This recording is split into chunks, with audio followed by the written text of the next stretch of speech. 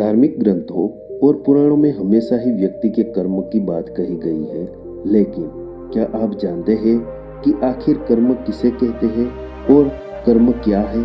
गीता में नित्य कर्म, नैतिक कर्म, काम्य कर्म, निष्काम्य कर्म, संचित कर्म, निषिद्ध कर्म आदि जैसे कई तरह के कर्मों के बारे में बताया गया है। लेकिन क्या कर्म का प्रभाव व्यक्ति पर पड़ता है?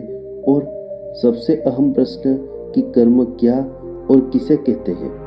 एक बार गौतम बुद्ध के शिष्य ने भी उनसे यही प्रश्न किया था कि कर्म क्या है और किसे कहते हैं। तब बुद्ध ने शिष्य को कर्म के बारे में बताते हुए यह कहानी सुनाई थी। एक राजा अपने मंत्री के साथ घोड़े पर बैठकर अपने राज्य का भ्रमण करने जाते हैं। राज्य भ्रमण के दौरान राजा की नज़र एक दुकानदार पर पड़ती है और वह दुकान के पास रुक जाते हैं और दुकानदार को देख मंत्री से कहते हैं कि क्यों मुझे ऐसा लग रहा है कि इस दुकानदार को मैं कल ही फांसी की सजा सुना दूं। पता नहीं क्यों इसे देख मुझे इसे मृत्युदंड देने की इच्छा हो रही है। इतना कहते ही राजा वहां से अकेले ही चले जाते हैं और मंत्री उनसे इसका कारण भी नहीं पूछ पाते। अगले दिन मंत्री अपना भेष बदलकर दुकानदार के पास साधारण मनुष्य की तरह जाते हैं। वह दुकानदार चंदन की लकड़ियां बेचता था।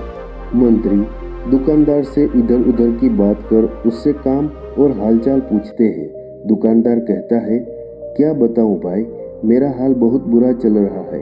लोग मेरी दुकान पर आते हैं, मेरी चंदन की लकड़ियों को सूंघते हैं, प्रशंसा भी बहुत करते हैं, लेकिन खरीदता कोई नहीं है। मैं बस इसी इंतजार में हूँ कि कब हमारे राजा की मृत्यु हो जाए और उनके अंतिम संस्कार के लिए मेरे दुकान से ढेर सारी चंदन की लकड़ियां बिक जाए। दुकानदार से इतना सुनते ही मंत्री को सारी बातें समझ में आने लगी। वह समझ गए कि आखिर क्यों राजा के मन में इस दुकानदार के प्रति नकारात्मक विचार है। मंत्री ने दुकानदार की बात सुन उससे थोड़ी चंदन की लकड़ियां खरीद ली।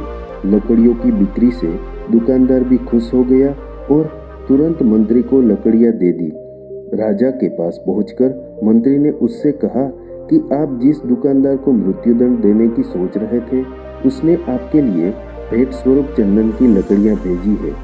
यह सुनते ही राजा खुश हो गए और सोचने लगे कि बेवजह मैं उस बेचारे दुकानदार के बारे में बुरा सोच रहा था। राजा ने मंत्री से चंदन की लकड़ियां लेकर सूंघी, जिससे बहुत ही अच्छी सुगंध आ रही थी। राजा दुकानदार की लकड़ियों से खुश होकर उसके लिए कुछ सोने के सिक्के भिजवाता है। अगले दिन मंत्री दुकानदार के पास जाकर कहते हैं कि ये सिक्के तुम्हें राजा ने भेंट स्वरूप दिए हैं। दुकानदार सोने के सिक्के पाकर खुश हो जाता है और मन में सोचता है कि मैं कितना गलत था जो राजा की मृत्यु के बारे में सोचता था। वह तो कितने दयालु है। गौतम बुद्ध कहानी को समाप्त करते हुए शिष्य से कहते हैं, हमारे काम, भावनाएं और विचार ही हमारे कर्म है।